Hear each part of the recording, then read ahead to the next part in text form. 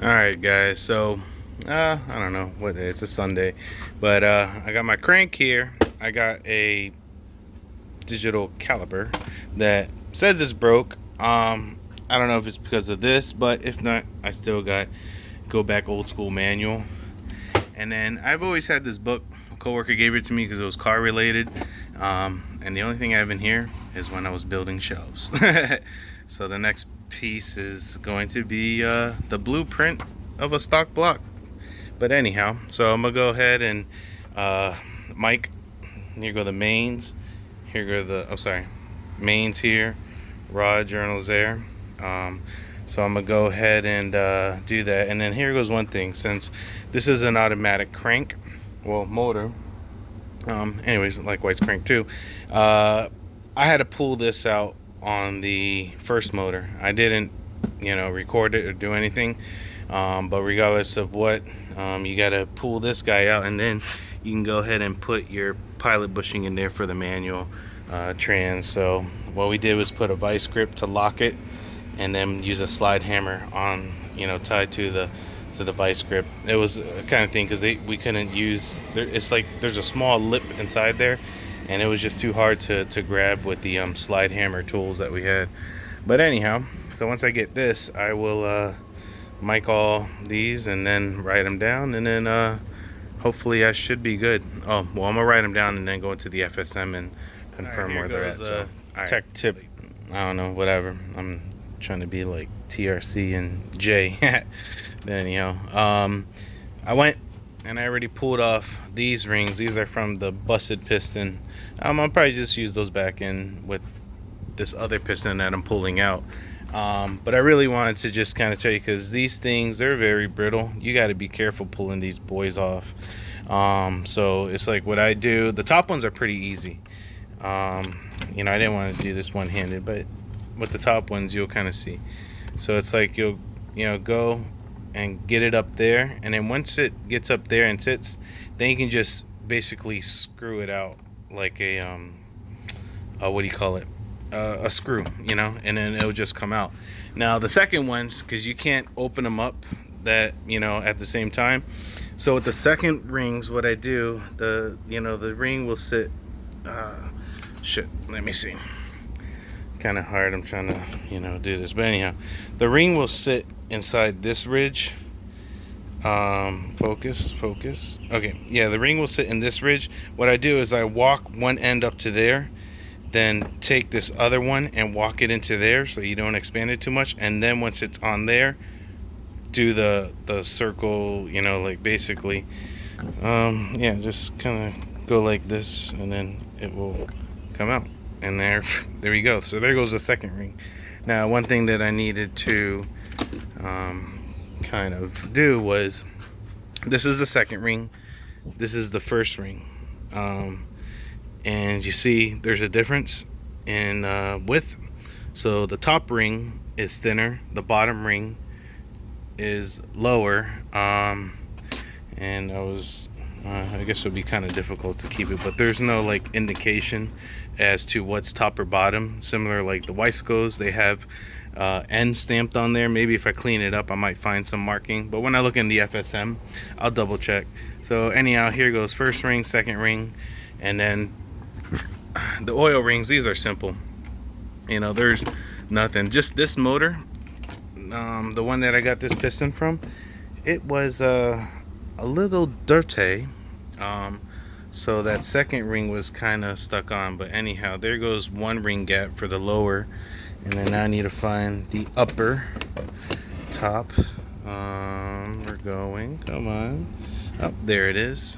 So kind of get this to where, and then I don't know, I just got some nails. If not, you can use like a little pick, but this one might, oh no, there we go. Yeah, anyways, I'm not gonna do this. Next thing I drop another one, I'm gonna be pissed off. So that's how we do it. And well, not we, but I. And then now, so after I strip all these, what I'm gonna do, I have little baggies. Here goes things. So I'm gonna go ahead and put rod, well, probably just put the rings in there, not the rod, I'm getting rid of those, but put like basically have this set, and then put the wrist pins and snap rings in there, just to kind of keep everything organized. And then the pistons, I have them all, like crazy marked up. You can see like 5, 5, 5, 6. I put them all over because what I plan on doing is cleaning these tops a little bit. So that's what's up. But all right, so once I get all these out, then the next step would be to what do you call it, take like the top ring, put it in, and I'll show you that. All right, here goes another little, we'll see what's up, trick to getting that second one that I forgot to say. So I'm taking a small what do you call it, oil ring. This is from the spare one, and what you do is, you see how there's like a little thing there. Slide this what do you call it, thing in there, and then just, I can't do it one-handed, but anyhow, what you do is just pull it, and then it will, this thing's so tiny that it's got enough it gives it enough to slap to the first what do you call it, ring groove.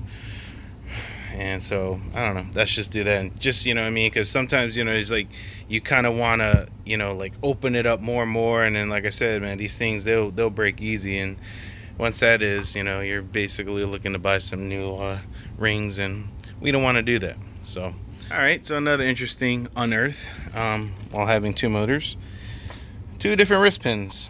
One's basically nice, heavy, full stout. This one is, kind of tapered. They cut some weight on it. Both same diameter. So basically, this one came up in the rev up. This is the regular one, regular DE. The only thing you can really say is, in terms of horsepower, that this, it worked for it, but they lightened it up probably to get, better revs, less rotating mass. So now I'm got a contemplation, is if I go and I pull what do you call it, 6 of these out of the other block, to save, I don't know, maybe not, probably not, it's just too much work for a little bit, I don't know, but that's just pretty cool. That's another difference between this motor and the rev up.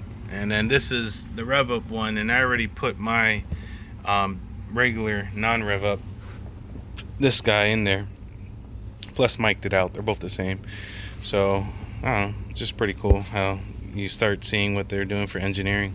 So all right, so I'm at work, and I'm, what do you call it, using the scale machine to get my weight of the rod. So we're looking at 1 pound 2.8 ounces. But anyhow, I'll finish this. I'm amazed that all of these are weighing 1 pound 2.8. So to test it out, I put the Sharpie on top, and then look, it went to 1 pound 3.2. So I don't know, these rods seem to be all ideal. That's pretty amazing. So I mean, I wonder if I take it to grams that it might change, but I don't know. Fuck it, sloppy build. All right, so what's up, guys?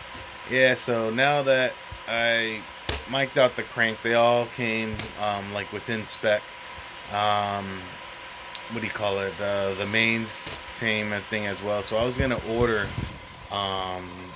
just some like ACL Duraglide bearings and whatnot, and then I started looking at, because these motors, they create the tolerances so much more, and when you look at the FSM, the crank is stamped with what bearings to use, as well as between the actual block and the crank for the mains.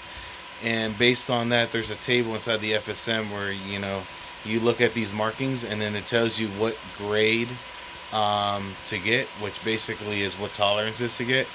And when you go with like the Duraglides and whatnot, or even just standard off the shelf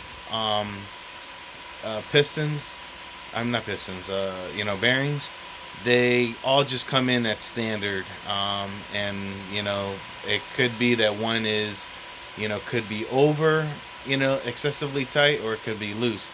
The loose, I don't really care because I put in Rotella and that shit will fill it up and be good. But the tight is where I'm at. So if you got something a little too tight and the crank moves a little bit with that extra power, that thrust or whatnot, you could spin a bearing and be shit out of luck. So I ended up getting the markings off the crank and the block, and I basically, there's 3 different grades for the rods, and those are just those 3. I think I need 5 grade 1s and 1 grade 0, and then for the mains, those all came in. I got them somewhere on my page, but whatever.